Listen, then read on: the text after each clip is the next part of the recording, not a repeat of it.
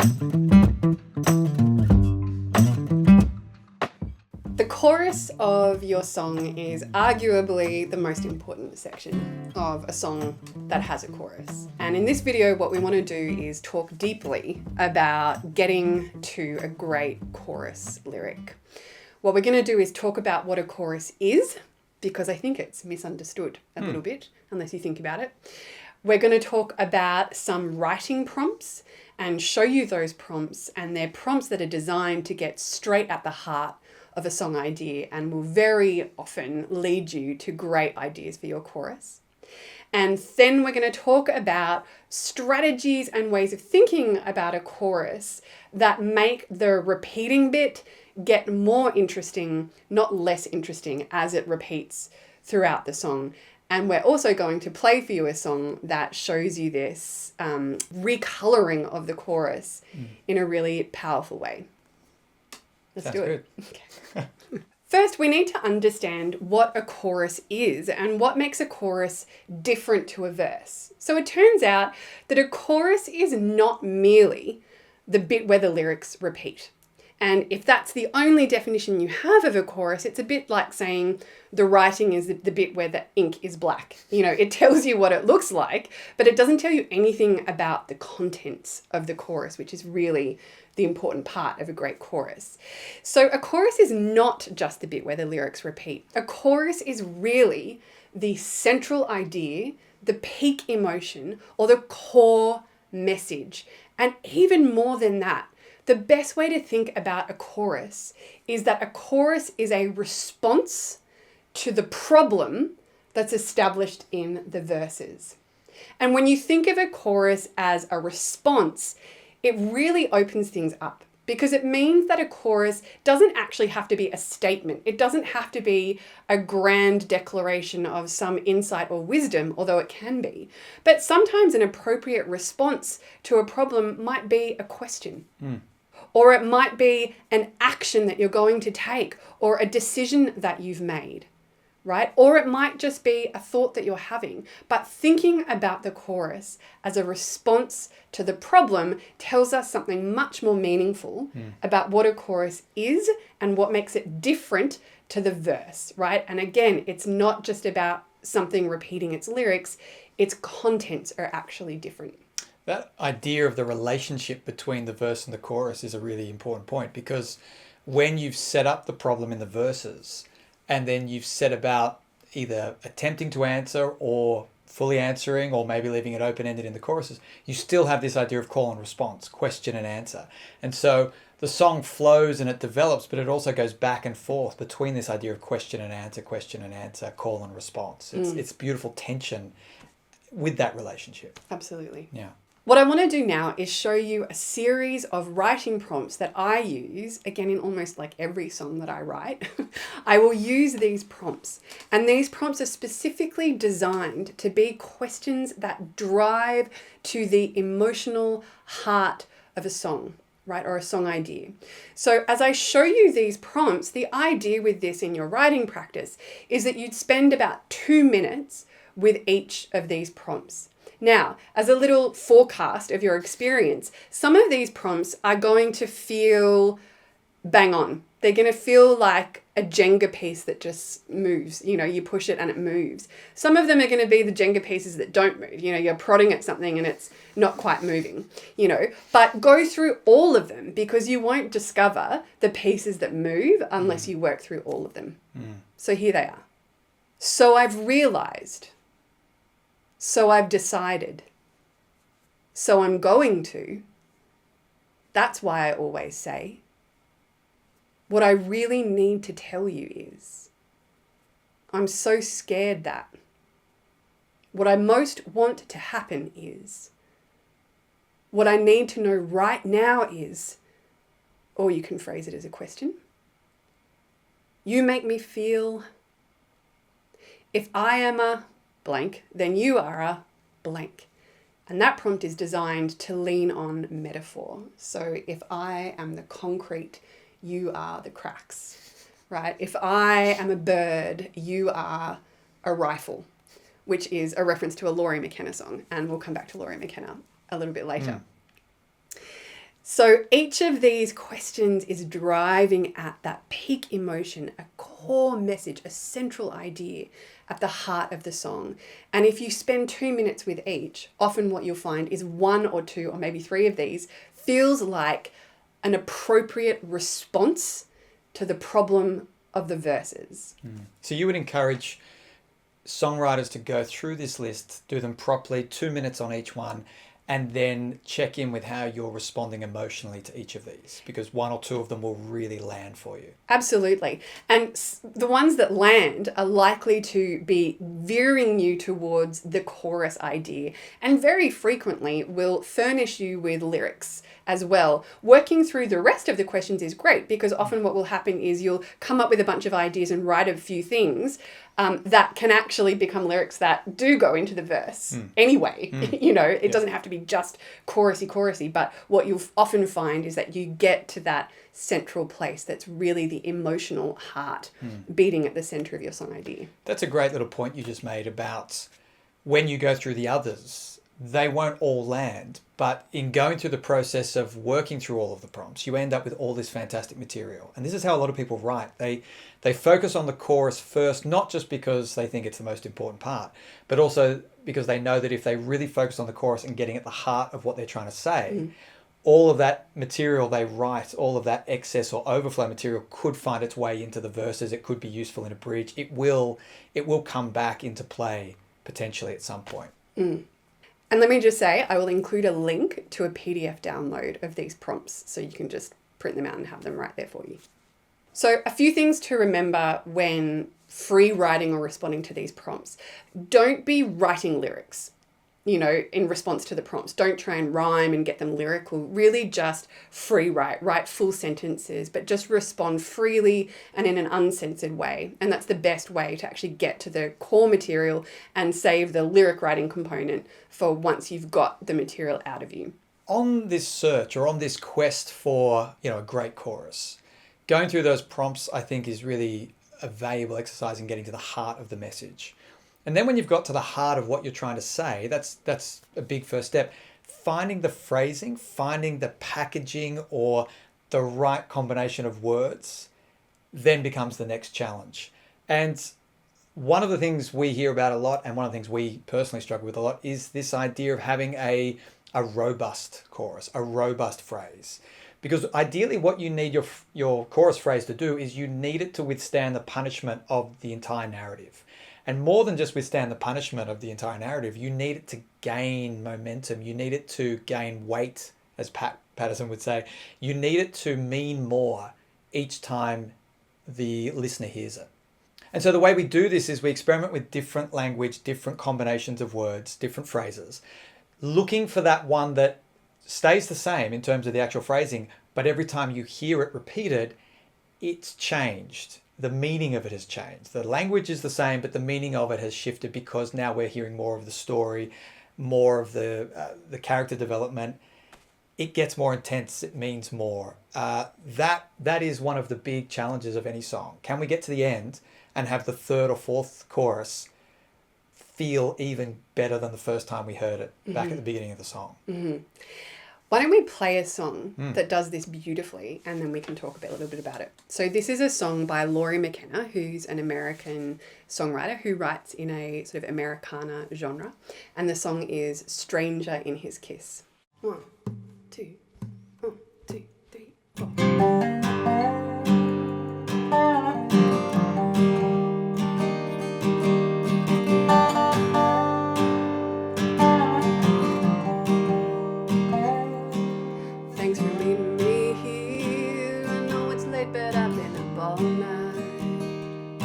I got the strangest feeling that my worst fears might be right. Someone said that they saw him with a woman and she wasn't me. Now he's staring off in the distance and he's talking in his sleep, talking in his sleep. There's a stranger in his kiss. Tastes like made up stories, stolen moments and cigarettes. That secret on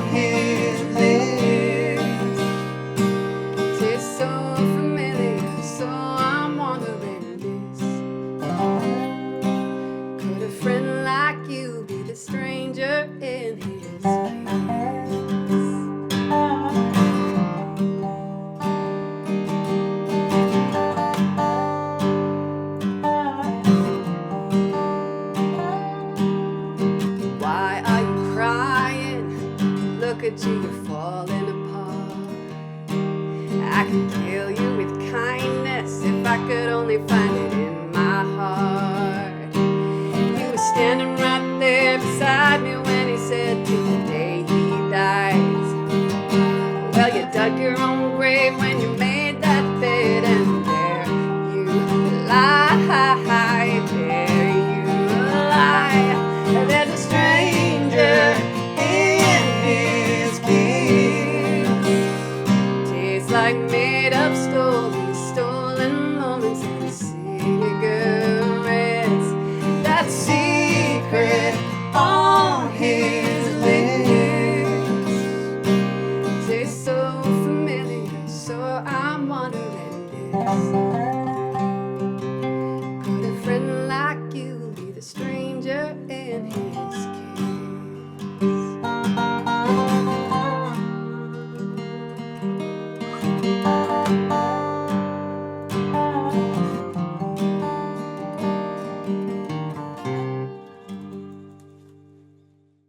So this song is such a beautiful example of recoloring the chorus. Each chorus is exactly the same lyrics, but each time we hear it, the first and second time, they mean something different. We understand them differently.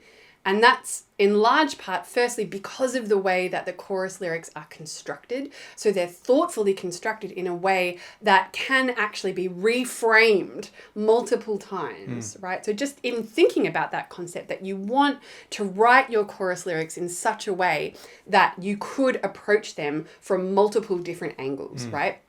So that's one thing, the way the chorus lyrics are structured. And secondly, then it's the job of the verses to then do the recoloring. So in this song, the first time we hear the chorus, we have no idea that it's in fact the friend that the singer is talking to who is the guilty party. So it's the first verse frames it or sets it up as if thanks for meeting me here, you know, you're such a good friend, because I've got this thing on my mind and I really need to hash it out with someone, right? And so it establishes the problem pretty quickly. It tells us, you know, he's acting really strange. Someone said they saw him with a woman. I don't know what's going on. I'm really freaking out, right? So that's the problem. And then we get the response to the problem, right? And ultimately the response is actually the last line of the chorus. Could a friend like you be the stranger in his kiss, right? So she's saying, here is the problem, here is my response to the problem, right? There's a stranger in his kiss. This is what it feels like. This is what's at the heart of the issue. What's beautiful about that phrase itself, and again, this is even more just about the title than the whole chorus, is there's a stranger in his kiss. It can mean the first time, and it does mean the first time, he's the stranger, right? There's something about him that's changed, and he feels like a stranger to me.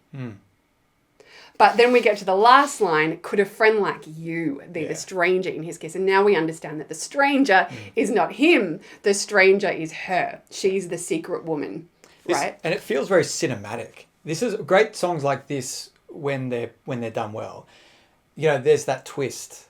You know, you've got this journey, this momentum, this energy that's been created, and then somewhere around Act 3, there's the turn. And the turn here is all in the chorus.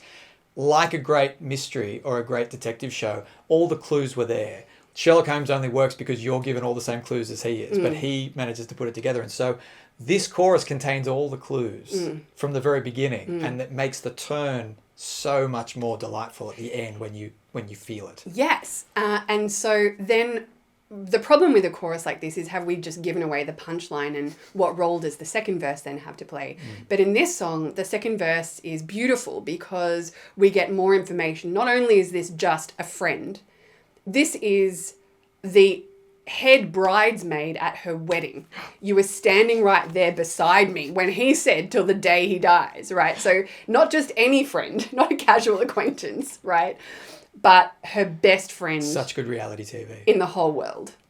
You know, and so even though, you know, the ghost has been given up sort of thing, we know what is going on here. That second verse still intensifies the conflict. It escalates the whole problem, tension, conflict.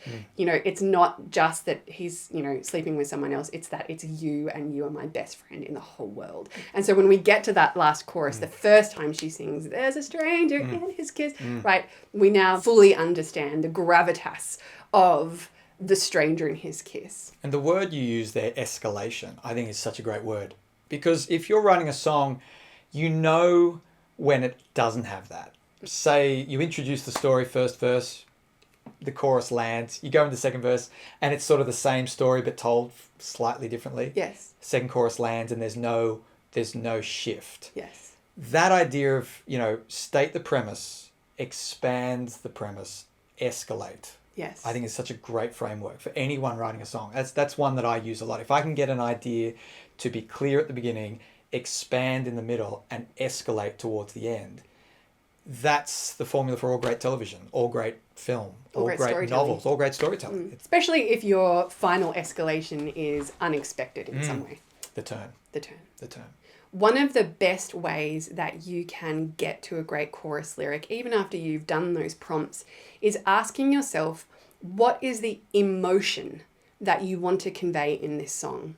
And having a sense of clarity around the emotion or emotional message that you want this song to feel like is really important. So, for example, in that Laurie McKenna song, the emotion is anger. You know, but say you wanted to write a song about climate change. Okay, yes, that tells us what the song is about thematically, but it doesn't tell us anything about the emotion. And it's going to be very hard to write a song about climate change. It's such a huge issue unless you are clear in yourself about what is the emotion that you want to convey in this particular song. Is it a song of despair? Is it a song of hope? Is it a, you know, rallying cry? Is it political outrage, right? Being clear about what the emotion is one of the best ways to take good ideas that you might already have based on those prompts and then crystallize it even further into a great chorus. And generally speaking, your chorus has to be one of those. Everything you've just listed, you've kind of got to pick one. You can't write a song from all the different perspectives and all the different feelings because we just haven't got time, and it gets confusing and it gets wobbly. So that's just further, you know, reinforcement of the fact that your song is generally one idea. It's not about climate change and homelessness. It's about one thing, and it's about one primary feeling on that thing. Even though you can present a shifting emotion, it's really coming from that one place emotionally. Which brings us to a really important philosophical point about songs and songwriting itself, which is the question, what is a song good for? Like, good question. Why write it as a song and not as a blog post or as a letter to the editor or as a poem or any other form of ways that you could express your ideas or feelings about something? Why write it as a song? And everyone will have a different opinion about this, but I'm going to give you mine and you're free to ignore it. But here it is anyway. My feeling and understanding about what a song is good for is that a song, like no other form of human communication, allows us to feel thought. So they have lyrics which are cognitive, which is the thought aspect, but when you combine it with music, it's one of the most powerful, direct, impactful ways to allow people to experience emotion. But at the core of this idea of feeling thought is feeling.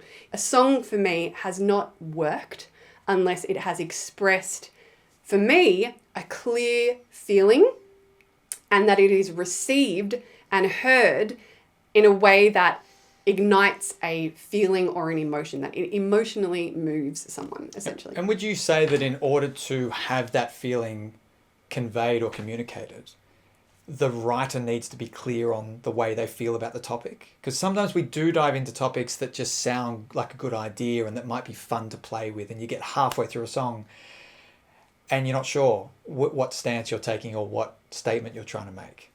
I do, but also, you know, sometimes the right response to a problem might be, I don't know how to feel about this. But understanding that that's actually your That's point your feeling. of unity. That is the central message, that this is so complicated, it's hard to know how to feel about this. Even in that is this concept of the central emotion here is confusion. Yeah. And so Yeah. even that, does crystallize around something central, but it's essential, I think, to say to oneself, what is that single idea, the single emotion? But, confusion is an emotion. Yeah. The pub test is always my favourite test in these situations. And I call it the pub test because, Seth Godin talks about this idea that you don't have walker's block and you don't have talker's block, but we do have writer's block. There's something about the act of writing the idea down, fleshing it out on paper or on the page or on the screen, that somehow debilitates us because we feel like we're putting it down in a permanent form. And I always ask myself the question, and others the question that I'm working with, if we just went to the pub and we just had a few beers and I just got you to tell me the story, tell me how you feel about the story and what it is you're trying to say. What is the point you're trying to make? You generally find that the things people say are the song. The things they say and the words that come out of their mouth, if you can find a way to quickly record those or to document them in some way, the essence of the idea is so rich when we tell it just as a story to another person. So I think that's a great way to sort of get past that, that block of trying to get it down in the perfect phrase with the perfect structure. The last thing I want to say about choruses is that of all the sections in a song, generally speaking, the chorus is the moment that unites us. The chorus is the part that brings people together. It's the part that people chant in stadiums. It's the part that people belt in karaoke bars. And I love the Greek definition of chorus, which is a group of performers who comment with a collective voice on the dramatic action. That's a chorus, right? And so you have these famous songs like Living on a Prayer, We Will Rock You. You don't have 50,000 people chanting them in a stadium for no reason. It's the moment that brings people together. And that kind of chorus writing is really effective, especially for some songwriters who want to write anthemic songs and that idea of the anthem, being the purpose of the song. But even something like We Will Rock You, thinking of it as a response to a problem. I mean, we will do this is a response that could come from a prompt, for example, like, and so I'm going to, or what I've decided to do is, we will rock you. And there's lots of great songs that essentially are, and so I'm going to swing from the chandelier. You know what I mean? There's lots of songs that where the response is an action, something you're going to do that is going to release the pressure of the problem that's established in the verses. And I'm not saying that the verses are unimportant, because the last thing we're trying to say is, just get your choruses strong and the verses will, who cares? Not at all. I think and you recognize and you feel when the verses are weak. It kind of takes all the air out of the song. But when the verses are there leading you up to a chorus moment or building momentum to a chorus moment, and then the chorus lands in this beautiful uniting or unifying way, that energy out of the verse into the chorus, that's a huge part of it, that transition. Hopefully you can see through the different prompts and different ideas and different song examples that we've talked about in this video that a chorus is more than just the bit where the lyrics repeat. There's more to it. There's something about the chorus that's important to understand, which is that it is the response to the problem set up in the verses. Thanks so much. We'll see you next time. Bye.